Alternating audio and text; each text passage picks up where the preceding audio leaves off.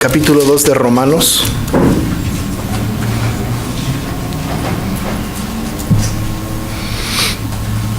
El capítulo 2 de Romanos. Más bien voy a permitirme hacer la lectura de los versículos 1 al 16 de Romanos. Romanos 2, 1 a 16.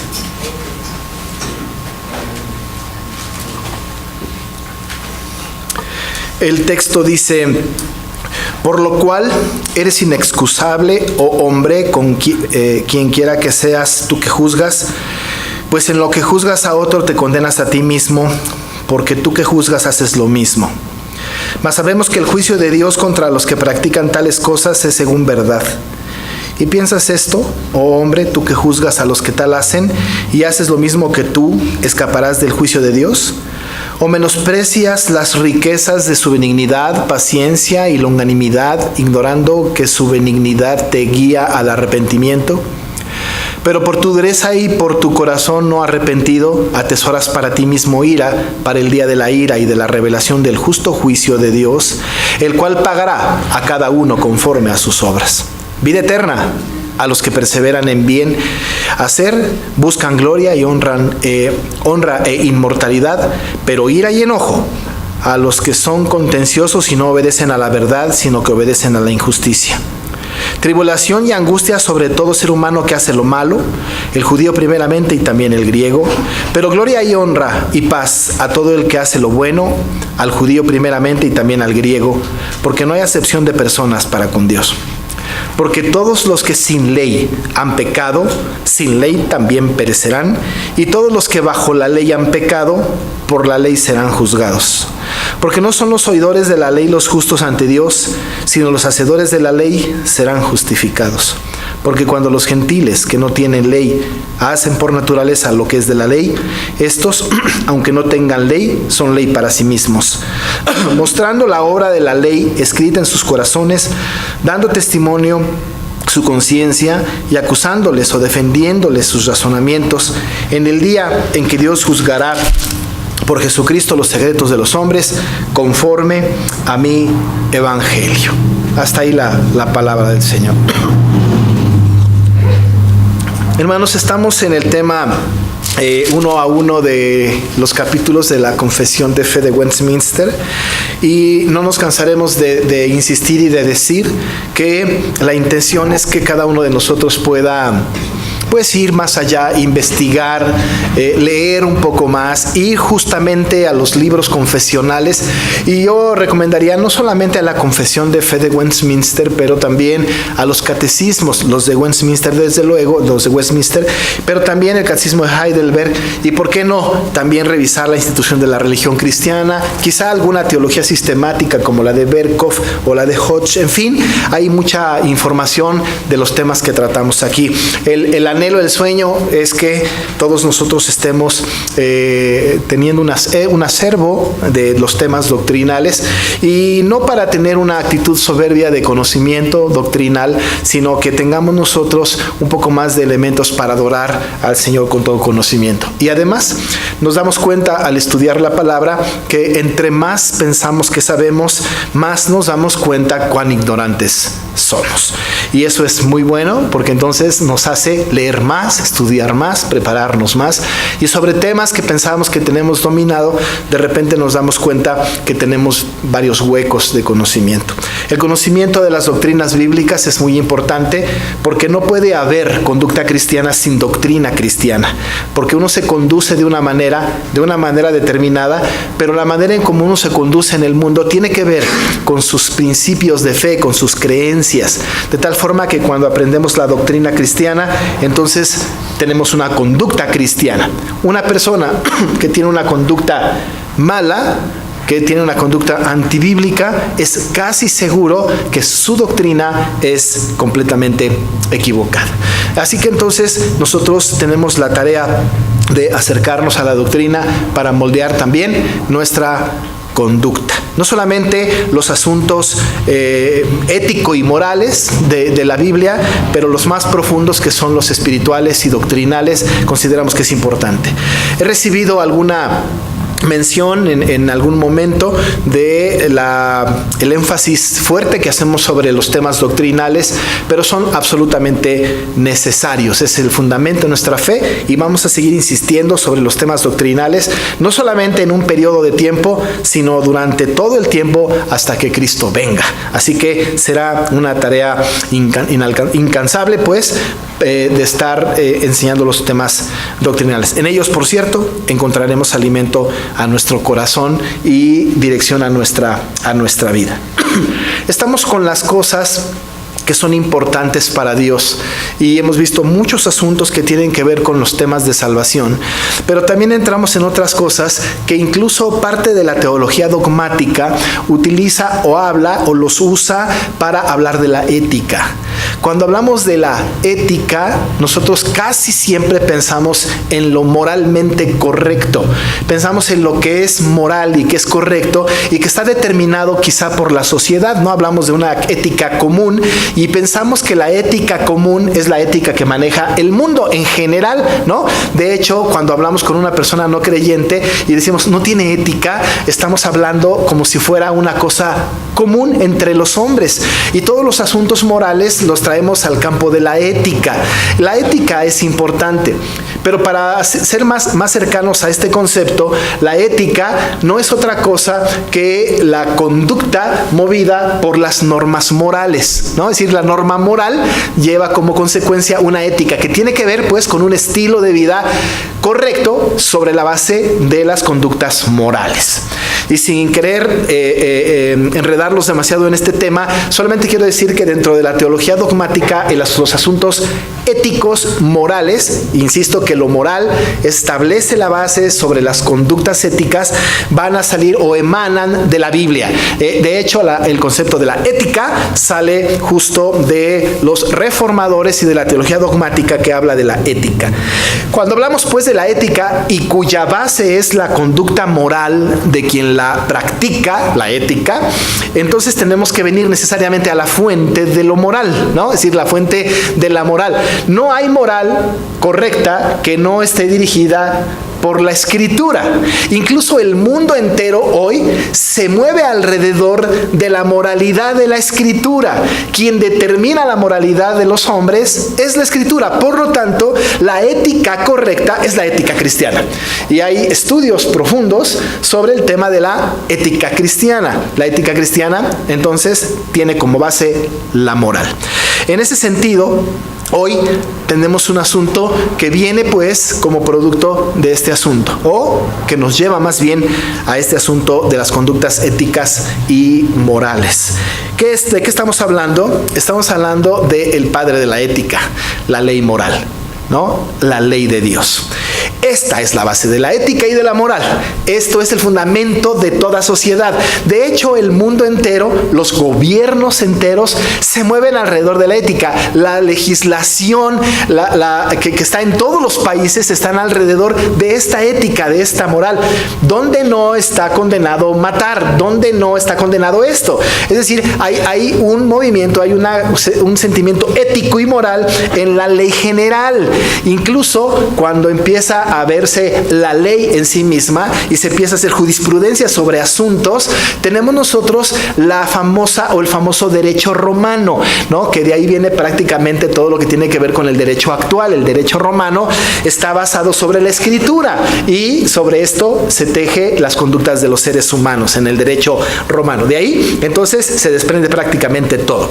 En países occidentales, específicamente como en Estados Unidos, incluso para hacer un compromiso de veracidad se juramenta sobre la Biblia, que es el documento moral más importante que puede existir, ¿no? Es decir, yo me comprometo, mi ética está comprometida sobre este asunto moral y juramentan sobre la Escritura, haciendo que la Escritura sea la que determine la moralidad y la conducta de las personas.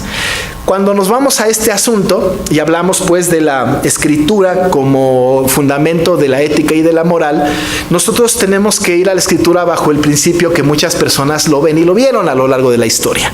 Hablan de la Escritura como la ley de Dios. No solamente los 10 mandamientos, pero prácticamente toda la Escritura. Estamos hablando de que la Escritura completa es la ley de Dios. Es lo que Dios quiere. Nosotros tenemos coloquialmente diferentes maneras de decirlo. Una manera muy coloquial es, y decimos, es nuestra única norma de fe y práctica, ¿no?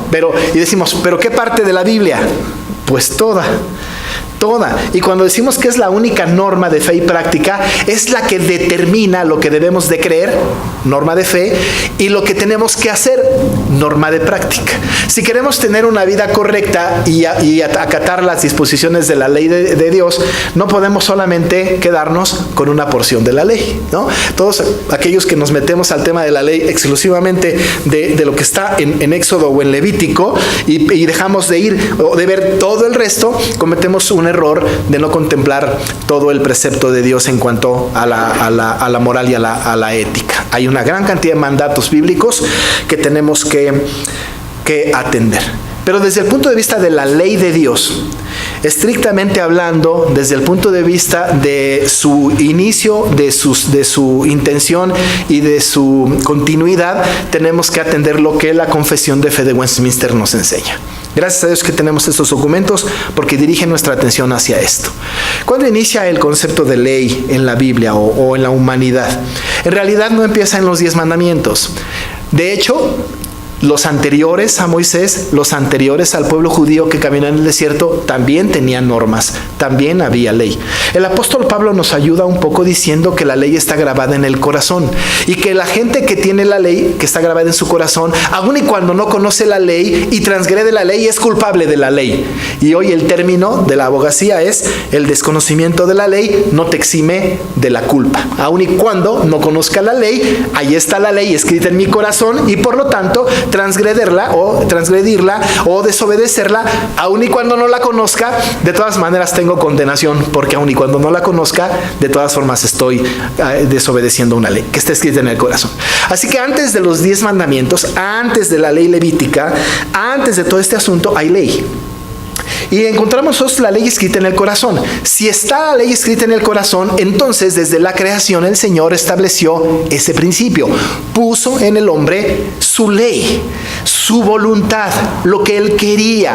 De hecho, le ha dicho a Adán que él tiene, ¿no?, que convivir con toda la creación que Dios hizo para él, pero le estableció un concepto de obediencia.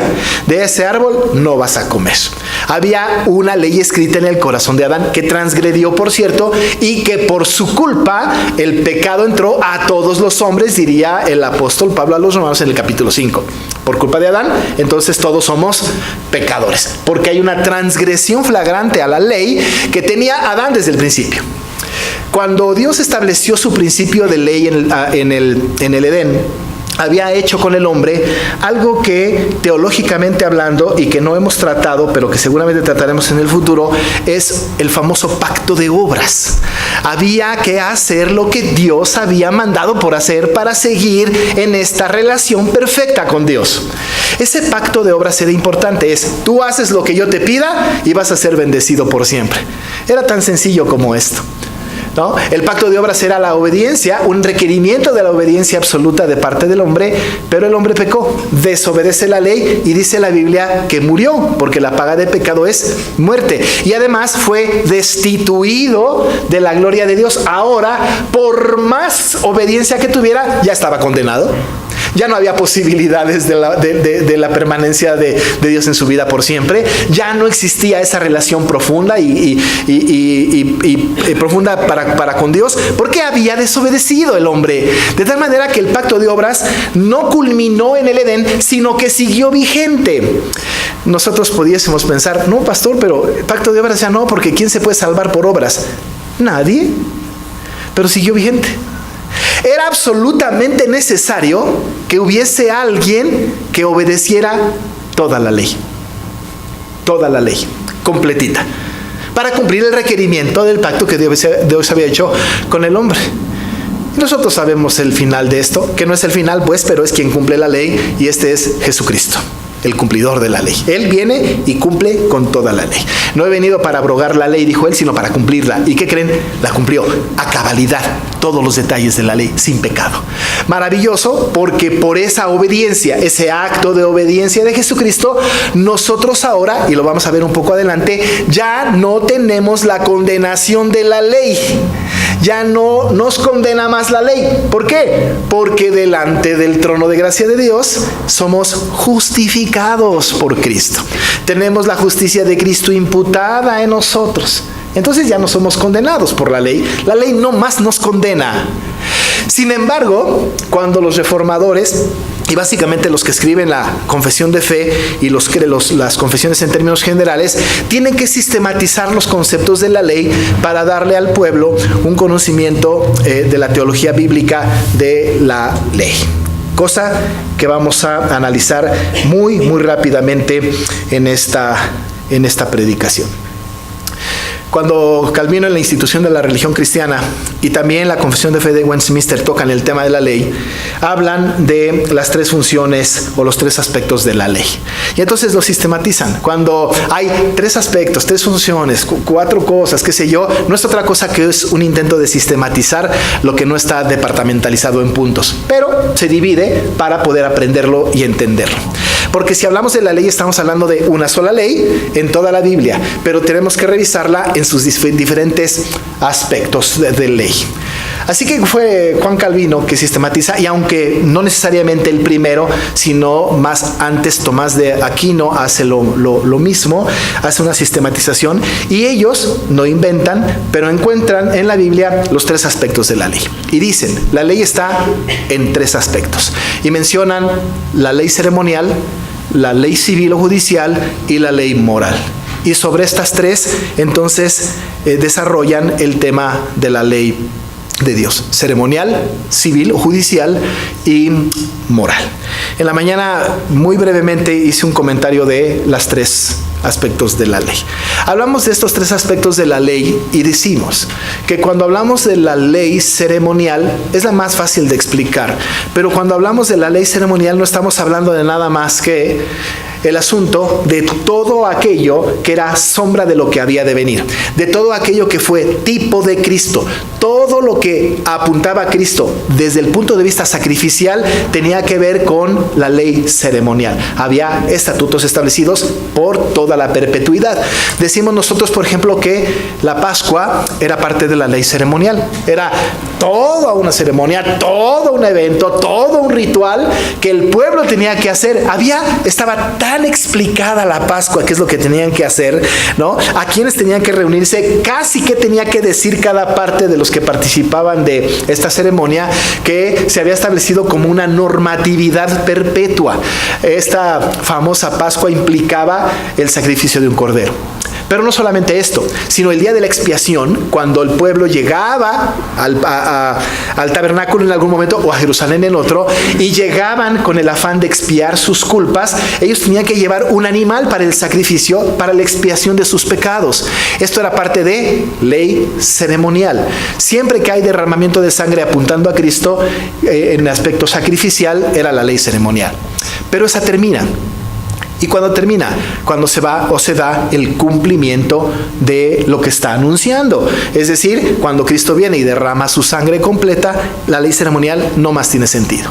Ahora, nosotros la consideramos no para que tengamos expiación de nuestros pecados, porque Cristo fue el Cordero inmolado, fue el que expió y el que nos redimió por su sangre, y es completa la redención. Ya no lo hacemos para tener este asunto, sino lo estudiamos y lo recordamos para tener un acto de adoración a aquel que derramó su sangre por nosotros. Pero ha caducado. Cualquier persona, decía yo en la mañana, que intente ganar el favor de Dios o su salvación a través de un sacrificio de un animal o de sí mismo, está menospreciando el sacrificio de Cristo. La ley ceremonial terminó. Más nada, se acabó. Los judíos, ahora que siguen haciéndolo, están en pecado flagrante. No más expiación, ya no más ley ceremonial. Pero por otro lado, dice Calvino y los reformadores, tenemos la ley civil. La ley civil fue establecida para el pueblo de Israel particularmente. Cuando el pueblo de Israel iba en el desierto, tenían normas de convivencia o debían de tenerlas. De hecho, cuando iban en el desierto había una normatividad de ley muy importante, y esa normatividad es que el pueblo tenía que ser teocrático o teocéntrico. Es decir, Dios es el que rige, Dios es el rey. Tenían un gobierno monárquico, había un rey, pero no era un rey terrenal, era el rey celestial, el rey de reyes, y así se movió el pueblo. Pero tenía que tener legisladores humanos que gobernaran al pueblo, y Dios estableció entre el pueblo, no solamente en el desierto, sino un poco más adelante, durante la época de los reyes, no tanto de los jueces porque había una anarquía impresionante, estableció normas de conducta entre los pueblos o entre el pueblo cristiano, pero solamente lo hizo para el pueblo de Israel. Cuando el evangelio empezó a cundir a todas las partes y se incluyeron a los gentiles y que venían de toda lengua, pueblo, y nación, y entonces la ley civil pierde su enfoque desde el punto de vista antiguo testamentario y toma un enfoque distinto como la ley ceremonial. Así que entonces la ley civil termina en el momento en que Cristo viene también y establece principios de ley no diferentes, pero con matices distintos. Esto es muy importante. No termina con la ley, pero lo matiza. Es como cuando hablamos de la Pascua, que es ceremonial. No termina Cristo con la Pascua, sino la matiza en la Santa Cena. No termina Cristo con la circuncisión, pero lo matiza en el bautismo. Si hay matices distintos, sigue su concepto de perpetuidad, pero han caducado como estaban en el Antiguo Testamento. Sin embargo, hay un concepto de ley vigente, que es para todos los hombres, creyentes o no creyentes. Esta es la ley moral. Casi siempre cuando hablamos de la ley moral estamos hablando de los 10 mandamientos en particular, y no es casualidad, pero es providencial que estamos hablando justo de los 10 mandamientos en la mañana. Pero bueno, ahora solamente hablaremos hoy de la ley y luego entramos a otros temas. Pero estamos hablando de la ley moral casi siempre los 10 mandamientos. Dicen los comentaristas que muy posiblemente los 10 mandamientos sean como el índice o el resumen de toda la ley completa. Es decir, toda la ley completa está contenida en estas 10 palabras, en estos 10 mandatos. Si es así o no, no es tan importante como saber que la ley moral de Dios tiene que ver con los principios ético-morales cristianos, ¿no?, de la conducta de todos los seres humanos. Porque el asunto bíblico no hace que nosotros seamos exclusivos. Es decir, el concepto, por ejemplo, de no matarás, no solamente está dando al pueblo de Dios, a todo el mundo.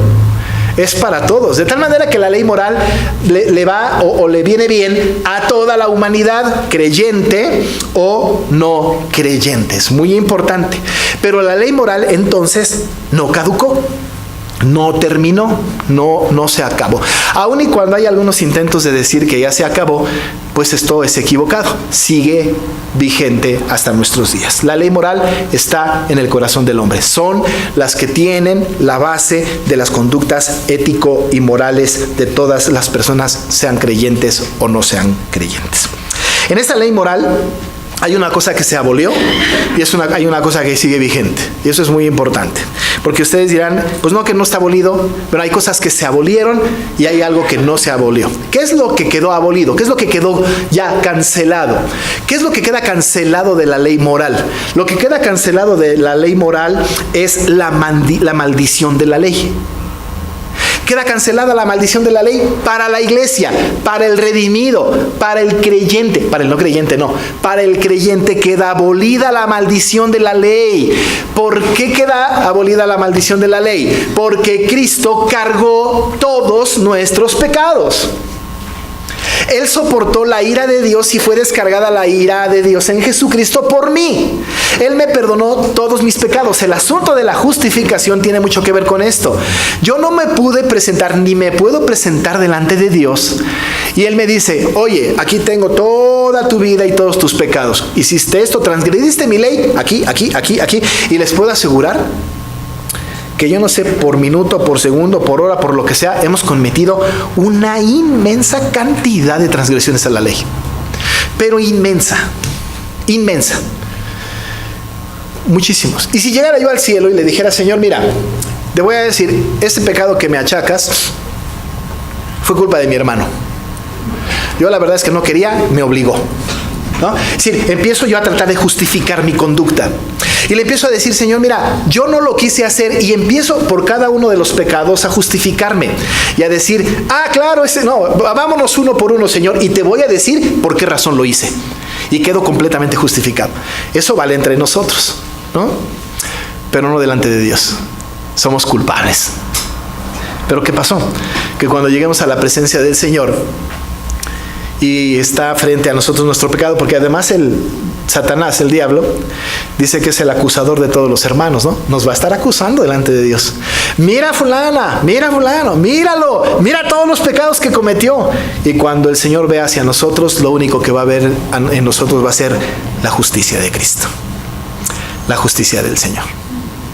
Porque justificados pues por la fe, tenemos paz para con Dios. No va a haber más nada por medio de nuestro Señor Jesucristo. Y el apóstol Pablo a los Romanos en el capítulo 8 habla de esta abrogación de la condenación, porque dice, ninguna condenación hay para los que están en Cristo Jesús. Ninguna. No hay condenación. Quedó abrogada, quedó cerrada la maldición de la ley. La maldición de la ley tenía como única implicación la muerte. Si una persona hoy día no es creyente, para esta persona la ley sigue maldiciéndole, le sigue señalando y sigue condenándole. Una persona no regenerada, una persona no cristiana, es culpable de toda la ley. Y llegará al trono de gracia del Señor, y el Señor le va a decir, no te conozco. Y lo va a echar al lloro y crujir de dientes, porque la ley le condena. Pero los creyentes, ante la ley moral, ya no tenemos condenación. Ya fue abrogada la maldición de la ley. Eso quedó cancelado. Pero ¿qué es lo que queda vigente? Su obediencia. Ahora nosotros dijéramos, como ya soy regenerado, tengo permiso de pecar todo lo que quiere, porque al fin y al cabo está ya abrogada la condenación, la maldición de la ley. No. ¿Qué pues diremos? ¿Perseveraremos en el pecado para que la gracia abunde? Dice Pablo, de ninguna manera. No puede ser posible. El verdadero creyente sabe que no tiene la maldición de la ley, pero sabe que está en la responsabilidad de obedecerla. Usted y yo tenemos que obedecer la ley. No para librarnos de su condenación, sino porque amamos al que nos redimió. Y porque le amamos, le obedecemos. Porque le amamos, le obedecemos. Sin restricción. O por lo menos así tiene que ser. Sin restricción. Señor, te amo y lo que me pides lo voy a hacer porque te amo. Puede ser que no me suene muy lógico, pero me lo pides, entonces yo lo voy a hacer porque te amo. Pero quedó cancelada la condenación para nosotros de la ley, pero queda todavía vigente la obediencia de la ley, entendiendo que no fue la ley la que nos salvó, sino la gracia perdonadora y maravillosa de Cristo. Pero sigue vigente su obediencia. Sigue vigente su obediencia. Esta ley moral tiene tres funciones principales. Y son importantes para que las tengamos, las anotemos, las recordemos para nuestro conocimiento. Es un tema que ya conocemos muy bien, pero ahora lo estamos recordando y sistematizando otra vez. Las tres funciones de la ley moral.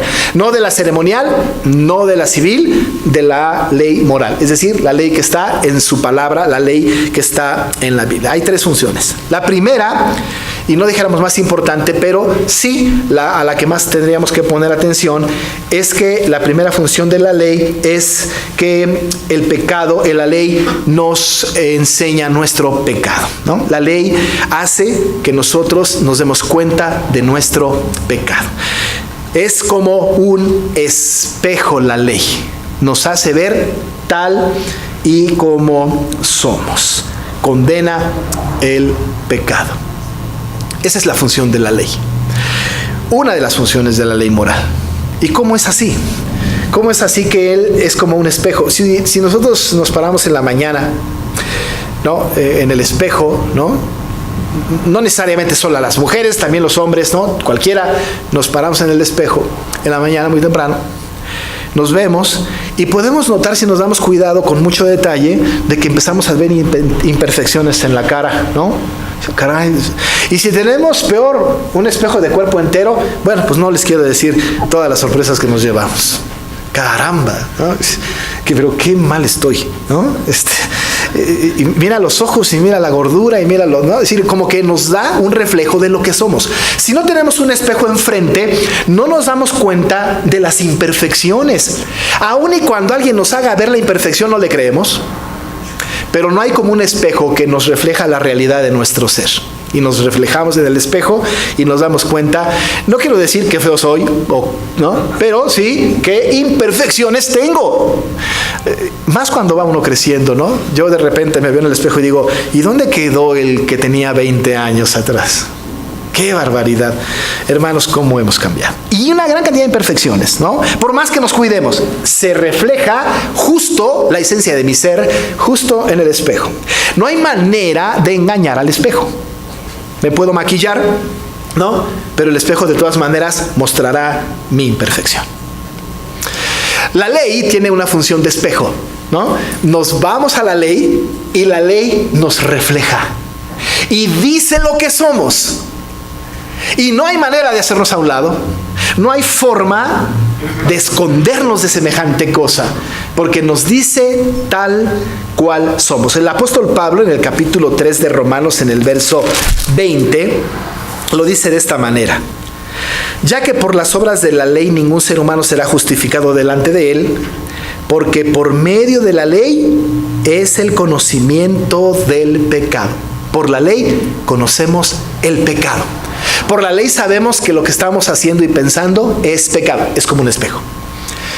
Hay un autor de un libro que habla de la ley, y voy no acostumbro a hacer esto, pero les voy a leer lo que él escribió. Decía él, tal cual, estoy leyendo literalmente lo que él escribió. Antes de conocer la ley me sentí en paz, dice él. Ahora que la conozco, ha ocurrido una insurrección. Me destroza.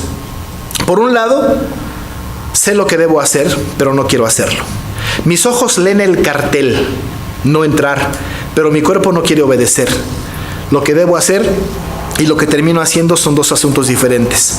Me iba mejor antes de conocer la ley.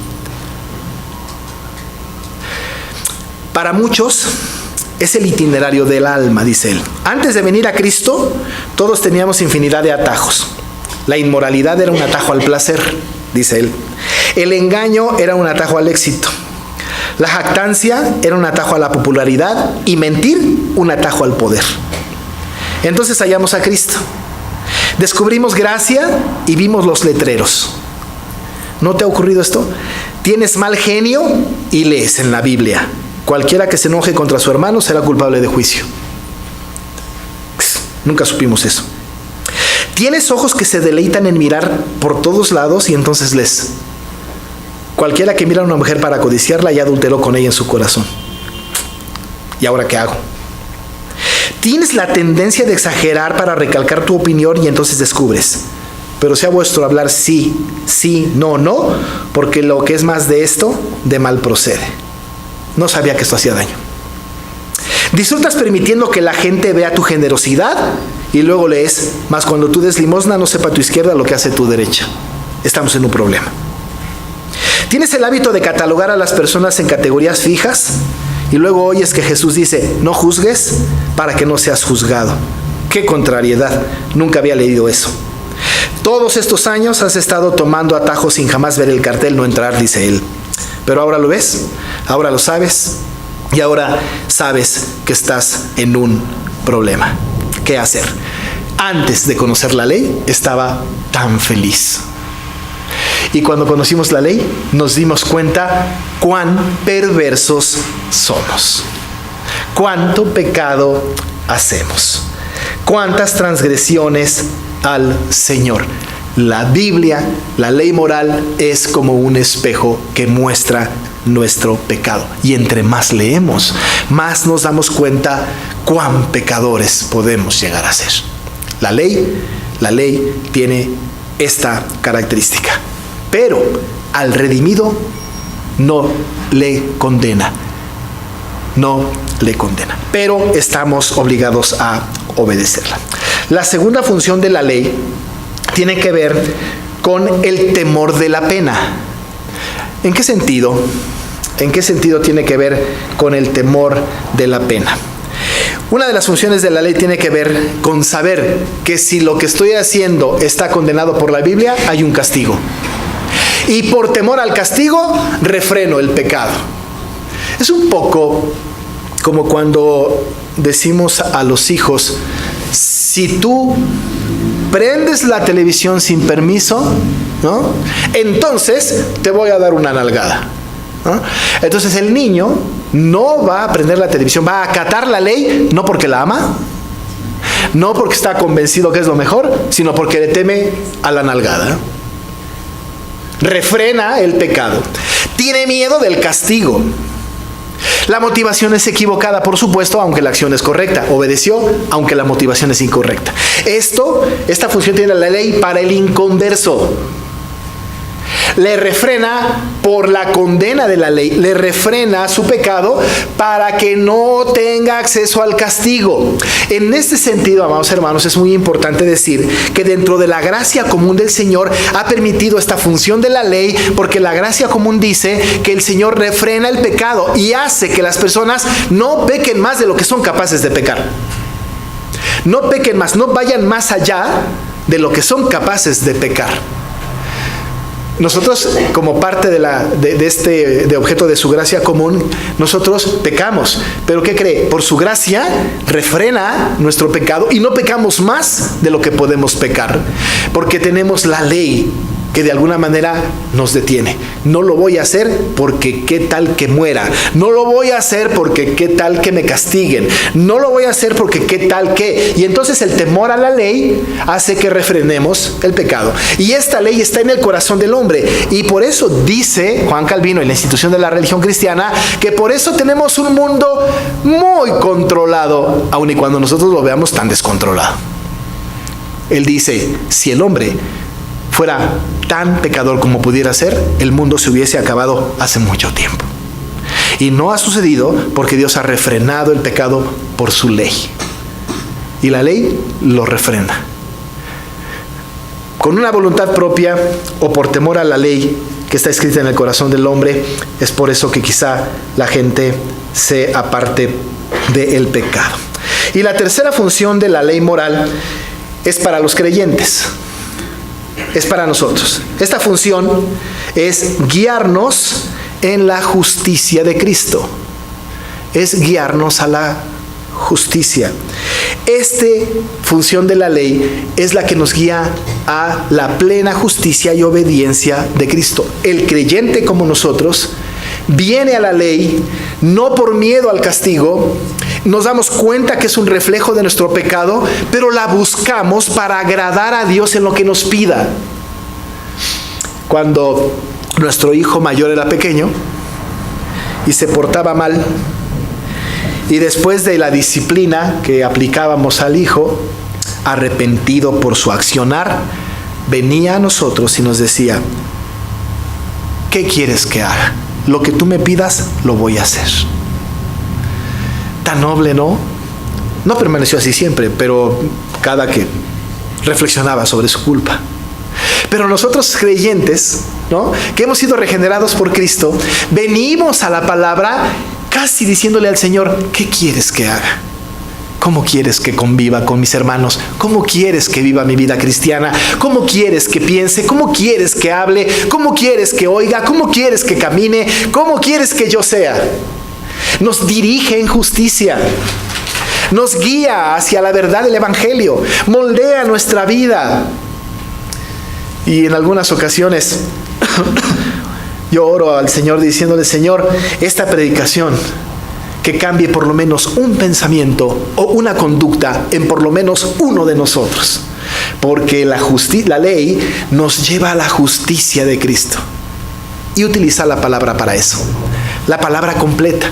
Usted se acordará lo que hay en 2 de Timoteo 3 acerca de la Escritura, que es toda inspirada por Dios y es útil ¿Pero para qué es útil? Para enseñar, para redarguir, para corregir y para instruir en justicia. Y la función de la ley es esa. Y de ahí toma Calvino la enseñanza de la función de la ley para el creyente. La Biblia, la ley, nos enseña. Y decíamos, yo no sabía que era malo asociarme con una persona no creyente, pero ahora me doy cuenta de que es equivocado. Me enseña eso, digo, no lo voy a hacer más, pero me enseña. Pero la Biblia no solamente me enseña que es equivocado y como espejo refleja mi pecado, sino que además me redarguye y me hace sentir incómodo. ¿Cómo desobedecí? Cuando hablamos de redarguir, no estamos hablando como comúnmente decimos, el Espíritu me redarguyó. Si no está implicada la palabra, eso no fue redarguir. Eso es una conciencia mala de nosotros. La única manera que el Espíritu tiene para redarguirnos es a través de su palabra. Si no, ¿cómo sabemos que estamos mal? ¿No? ¿Cómo? ¿No? Cuando decimos me redarguyó de pecado el Espíritu, tiene que estar implicada la palabra. Porque la Escritura es útil para eso. Para enseñar y para redarguir. Y redarguir es que me llama la atención sobre mi pecado. Me enseña, mira, esta es mi ley. Y me hace sentir mal. Si yo miro la ley y no me siento mal, quizá ni siquiera soy salvo. Estoy cómodo con mi pecado. Pero me enseña su ley y me redarguye. Y digo yo, me siento muy mal. Me siento mal. No debía haberlo hecho. Rompí la norma. Ofendí a Dios. Pero afortunadamente la Escritura y la ley no solamente me enseña y me redarguye, pero también corrige. Cosa buena, ¿no? Porque si nada más me enseñara y me redarguyera sin corregirme, sería terrible. Ahora la ley de Dios, la palabra de Dios me dice, esto estás haciendo mal, ¿ya te diste cuenta? Sí, me siento mal, perfecto. Ahora corrige y da en su texto, y da el texto bíblico, la manera de cómo reparar el daño. Le dijo a la mujer, vete y no peques más. Le dice qué hacer. Nos dice siempre qué hacer. Corrige. Pero no solamente esto, sino que además esta función de la ley me instruye en justicia. ¿Sabe qué es eso? Siempre, ahora que lo estudié hace poco, di una conferencia de esto en un congreso de educación cristiana hace un par de años, o 3 quizá. Instruir en justicia tiene que ver con, me enseña el hábito espiritual para que no vuelva a cometer el mismo pecado.